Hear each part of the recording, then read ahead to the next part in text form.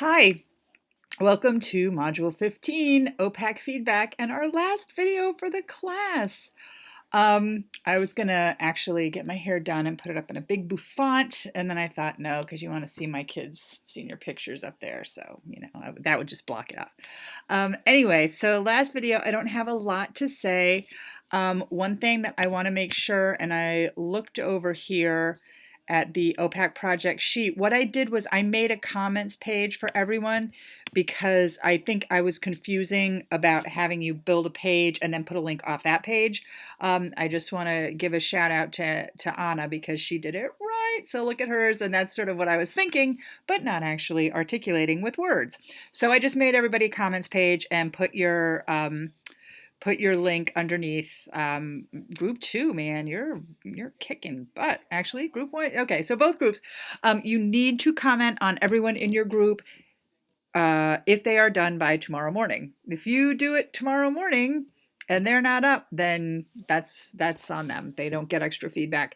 But if everybody who has their project up there, you should comment on them. And then what you're going to do is go to do a Google form and write, or a Google Doc rather, and write them a acceptance letter for their awesome proposal. And you can go as far into character as you like. You don't have to, but just tell them. So your comments that you're doing on the comment doc should only be positive, but they should show that you looked at the project and the things that you liked about it. And don't read other people's comments, because then you're going to be like, oh, well, so and so already said that, I should find something else. It's good for the person who did it. If 4 people comment, wow, I loved the way that you had the comments underneath your slides so that you would know what to say. If 4 people say that, then the person's going to know, wow, that was a good idea. So don't look at don't let other people's comments throw you off, but be positive. And then for the one that you choose that you deem to be the greatest, then write them a acceptance letter and put that on their comments page so that they can see that. Also, I don't know if I specifically said it, but just in your, during the week, if you can put the link to your initial proposal, your week 13 and 14 proposal, put that in the assignment tool just so that I can look at it real quick when I'm grading it. You're getting most of your feedback from your classmates, but I'd also like to see it, and then that lets me know, I don't have to go searching to see who's put their proposal up.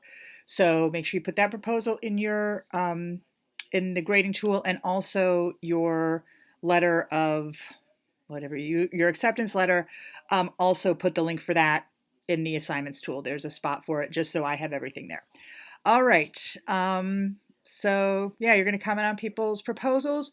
Your blog this week, I said it's an opportunity to write about what you took away from the course. What strengths did you find in yourself? What impact did your hard work in this class make on your practice or future practice as a school librarian? What are you taking away from this class? That's for you. That's for you to remember, because I am putting information into a spreadsheet for my salary increase, and I have some graduate classes, and I'm like, wow, what did I learn in that class? I don't remember a damn thing.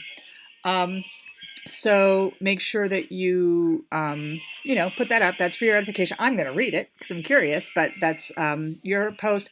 And then in the discussion, I have a couple of options. If somebody has a particularly great OPAC presentation, I'm sorry about that noise in the background. It's my mother's, the ringtone for when my mother calls. It's the Monty Python monks. Make of that what you will. Anyway, don't worry, I'll call her back. So if one of your classmates has a particularly great OPAC proposal and you want to make sure that the other group, who doesn't have that person in their group, gets to look at it, you can put a little shout out to your classmate there. If you want to do that, you can also the highs and lows of the class, and some of those are in, and they're very, very nice to read. The highs certainly, and the lows are only going to help me. You're not going to hurt my feelings.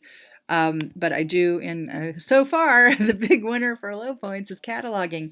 I was at a party this afternoon and spoke to a friend of mine who is in library school. She's a lawyer. She has a life, but she's going to library school for fun. And her first class that she took was cataloging. So she was telling me how she's not going to complete her MLS. And I'm like, that's the worst class ever. That's the worst class you'll ever take in your life. everything is more fun than that. So hopefully she sticks with it. Anyway, highs and lows. And then if you'd like to put in the last class, the YA class that I taught this summer, everybody put what they were going to read when class was over. And I like to know what people are going to read. So if there's something you're looking forward to, let me know. Let us know. Let us know in the discussion. That's it. This is the last time you're going to see my goofy face. Thank you very much for all the work that you did in the class. I had a really good time this semester, and even though it was a bigger class than I'm used to, and I dropped the ball a little bit feedback-wise, I'm glad that you were patient with me. I appreciate it. And hopefully I will see some of you either if you haven't taken my YA course yet, or, at the oh, good Lord. The MSLA conference, if you're going to that, I'm usually at the Salem State table at some point. Come by and say hi. It would be really nice to meet you the ones that I haven't met already face to face. It would be really nice to see you.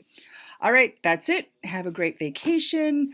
Enjoy the rest of your Salem State time, and I'll see you in the discussion boards for one more week. Bye.